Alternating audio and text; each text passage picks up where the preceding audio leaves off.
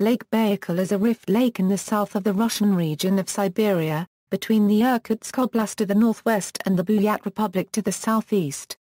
Lake Baikal is the freshwater lake with greatest volume in the world, containing roughly 20% of the world's unfrozen surface fresh water, and at 1,642 am, the deepest.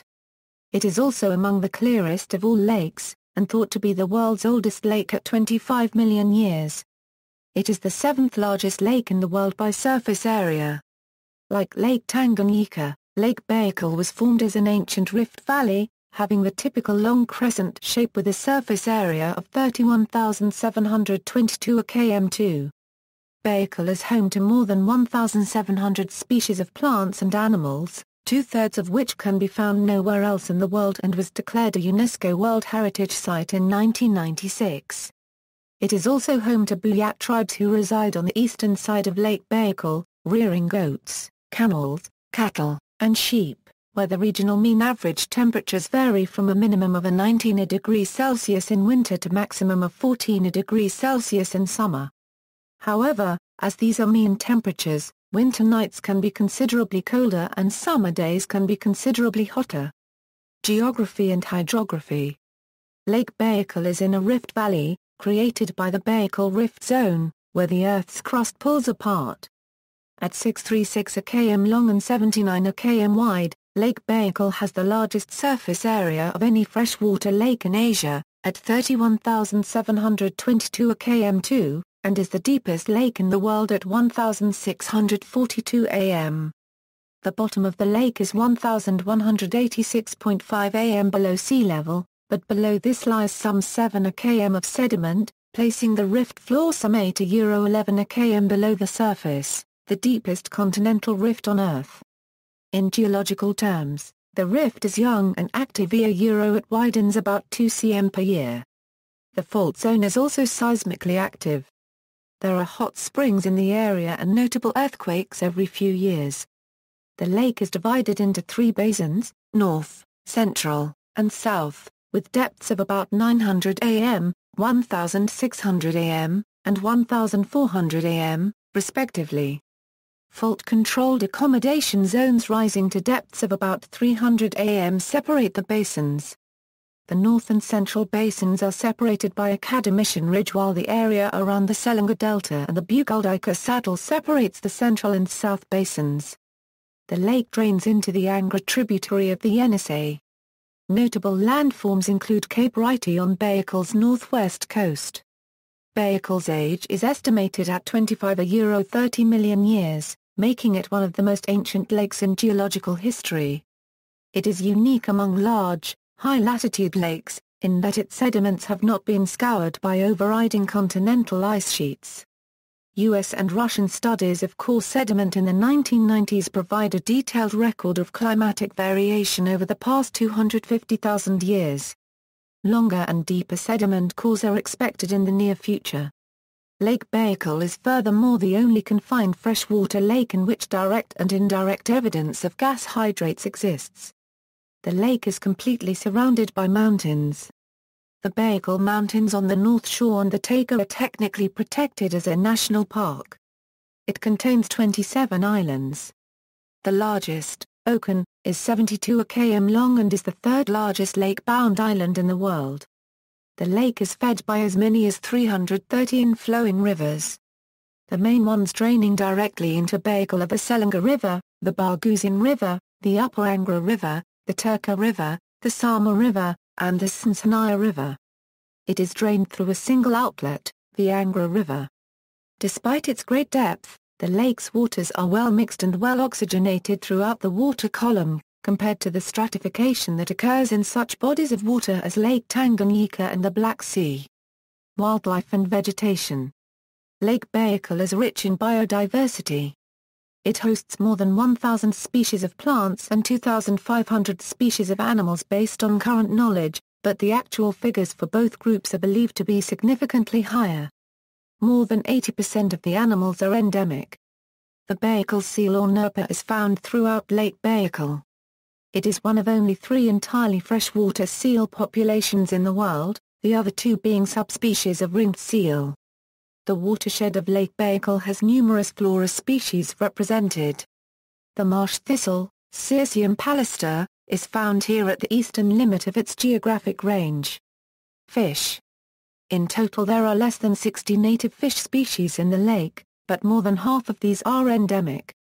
The families are Bicycotidae, Comphoridae and Contocomphoridae, and the subfamily Cotinae are entirely restricted to the lake basin. All these are part of Cotodie. Of particular note are the two species of Golomyanka. These long-finned, translucent fish typically live in open water in depths of 100-500 am, but occur both shallower and much deeper. They are the primary prey of the Baikal seal and represent the largest fish biomass in the lake. Beyond members of Cotodie, there are few endemic fish species in the lake. The most important local species for fisheries is the omul, an endemic whitefish. It is caught, smoked and then sold widely in markets around the lake. There is also a second endemic whitefish in the lake, C. baykalensis. The Baikal black grayling, Baikal white grayling and the Baikal sturgeon are other important species with commercial value. They are also endemic to the Lake Baikal basin.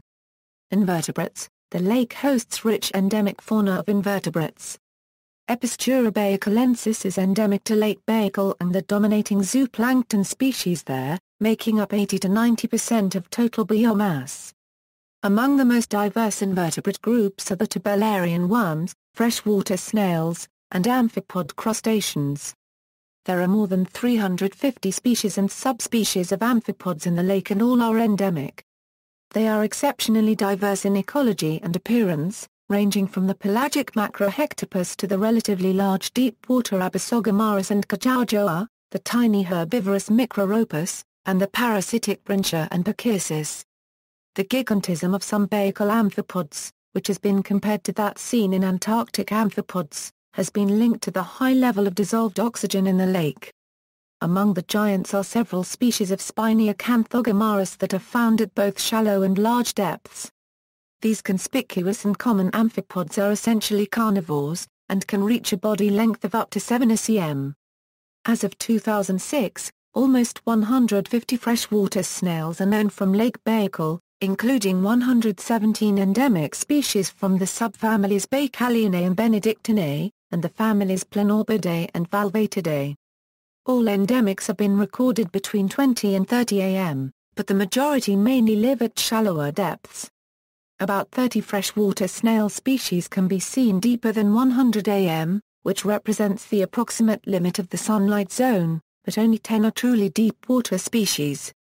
In general, Baikal snails are thin-shelled and small. Two of the most common species are Benedictia baykalensis and Megalovalvata baykalensis. Bivalve diversity is lower with more than 30 species. About half of these, all in the families Eugalcidae, Pisidiidae and Spheriidae, are endemic. The endemic bivalves are mainly found in shallow depths, with few species from deep water.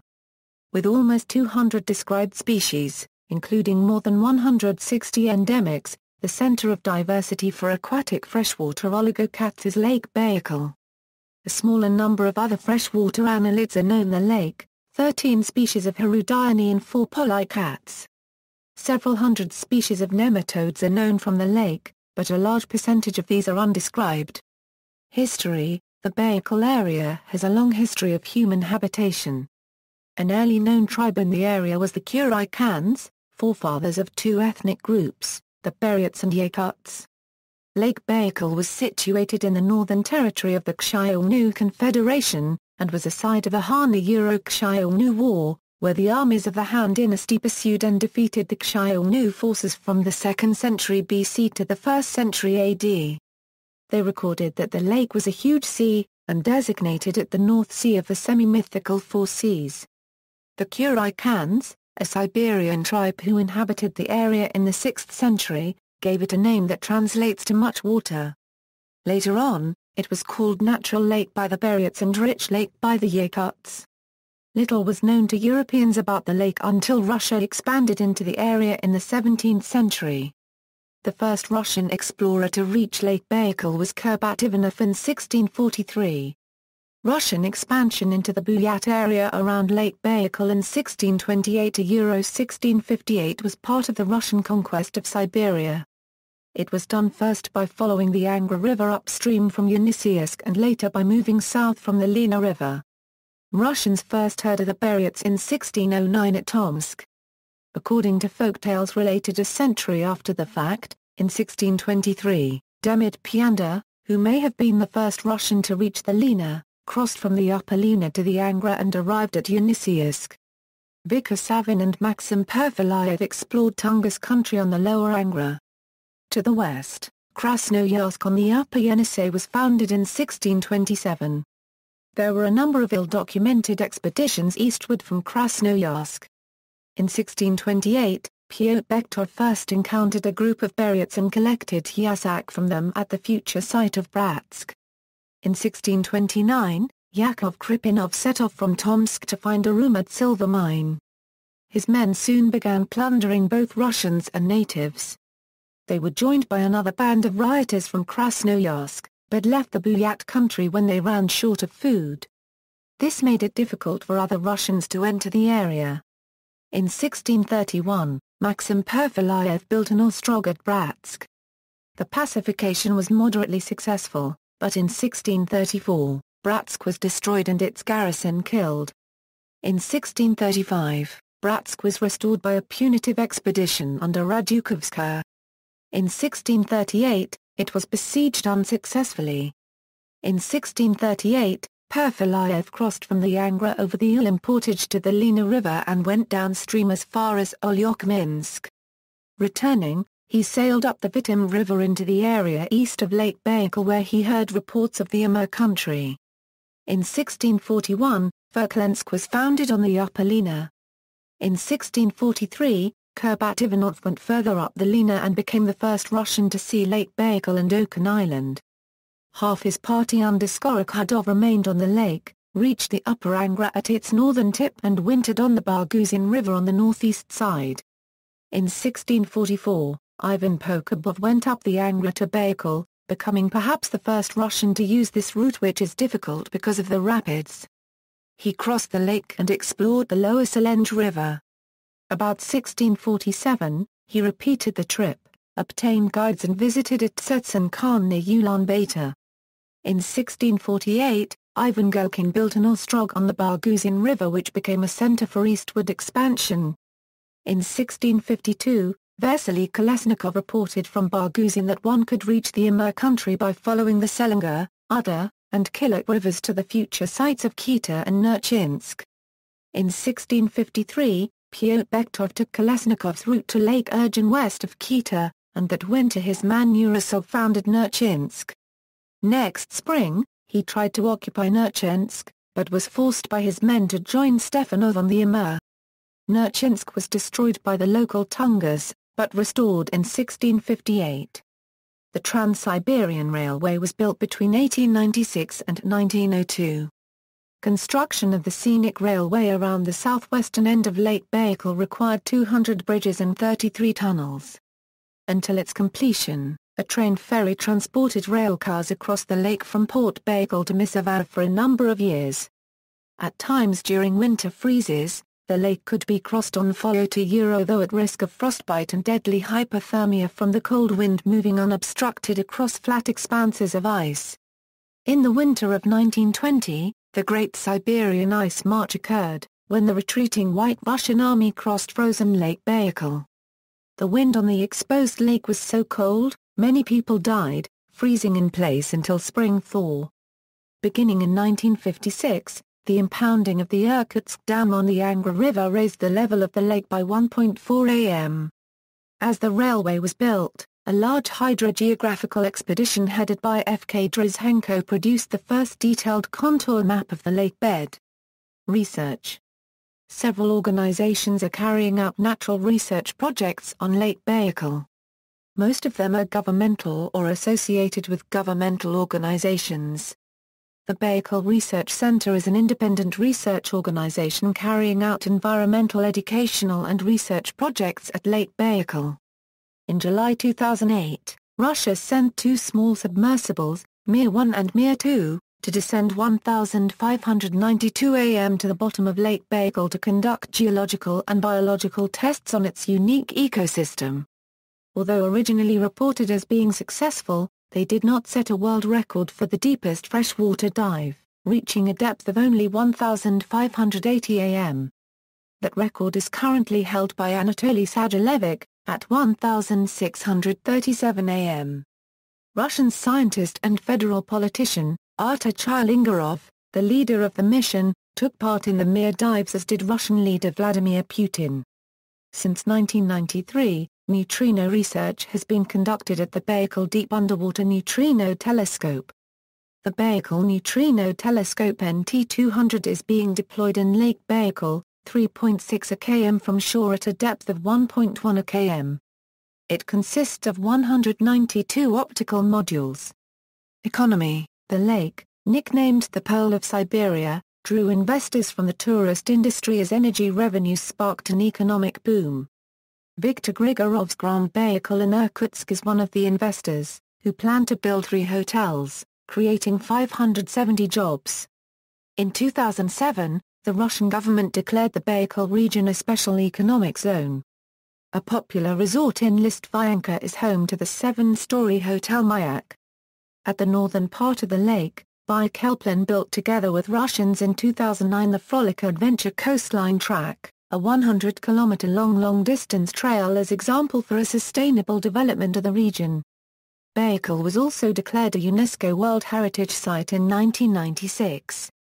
Rosatom plans to build a laboratory in Baikal, in conjunction with an international uranium plant, and to invest $2.5 billion in the region and create 2,000 jobs in the city of Angarsk. Environmental concerns. Baikalsk Pulp and Paper Mill. The Baikalsk Pulp and Paper Mill was constructed in 1966, directly on the shoreline, bleaching paper with chlorine and discharging waste into Baikal. After decades of protest, the plant was closed in November 2008 due to unprofitability. In March 2009, the plant owner announced the paper mill would never reopen. However, on January 4, 2010, the production was resumed. On January 13, 2010, Vladimir Putin introduced changes in the legislation legalizing the operation of the mill, which brought about a wave of protests of ecologists and local residents. This was based on Putin's visual verification from a mini submarine. "I could see with my own eyes ʻozero, and scientists can confirm ʻozero Baykal is in good condition and there is practically no pollution." In September 2013, the mill underwent a final bankruptcy, with the last 800 workers slated to lose their jobs by December 28, 2013. Planned East Siberia Pacific Ocean Oil Pipeline. Russian oil pipelines state company Transneft was planning to build a trunk pipeline that would have come within 800 meters of the lake shore in a zone of substantial seismic activity. Environmental activists in Russia, Greenpeace, Baygal pipeline opposition in local citizens was strongly opposed to these plans, due to the possibility of an accidental oil spill that might cause significant damage to the environment. According to the Transneft's president, numerous meetings with citizens near the lake were held in towns along the route, especially in Irkutsk.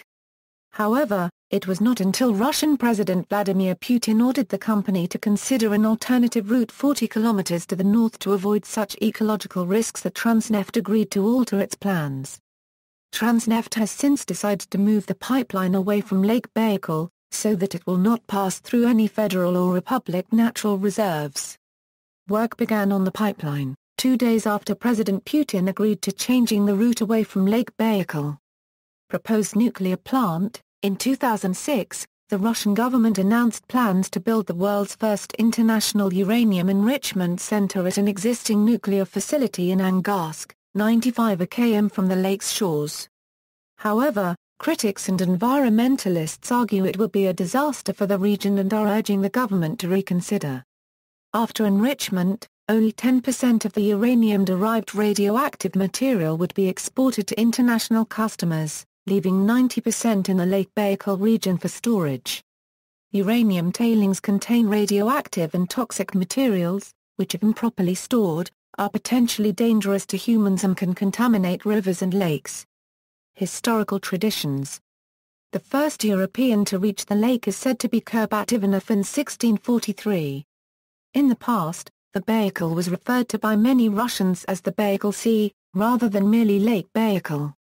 This usage is attested already on the late 17th century maps by Simeon Remizov. To this day, the strait between the western shore of the lake and the open island is called Malloy Moor, that is the Little Sea. Lake Baikal is nicknamed older sister of sister lakes. According to 19th-century traveler T.W. Atkinson, locals in the Lake Baikal region had the tradition that Christ visited the area. The people have a tradition in connection with this region which they implicitly believe. They say that Christ visited this part of Asia and ascended this summit, whence he looked down on all the region around. After blessing the country to the northward, he turned towards the south, and looking across the Baikal, he waved his hand, exclaiming, "Beyond this there is nothing." Thus they account for the sterility of Buryat, where it is said no corn will grow. Lake Baikal has been celebrated in several Russian folk songs. Two of these songs are well known in Russia and its neighboring countries, such as Japan. The glorious ๊ozตั๋ɪrə sacred Baikal is about a Katorga fugitive. The lyrics is documented and edited in the 19th century by Dmitry P. Davidov. See Barguzin River for sample lyrics. The Wanderer is about a convict who had escaped from jail and was attempting to return home from Trans-Siberian. The lyrics were collected and edited in the 20th century by Ivan Kondratyev. The latter song was a secondary theme song for the Soviet Union's second color film, Ballad of Siberia. Gallery. References. External links, Lake Baikal information, Baikal Club International.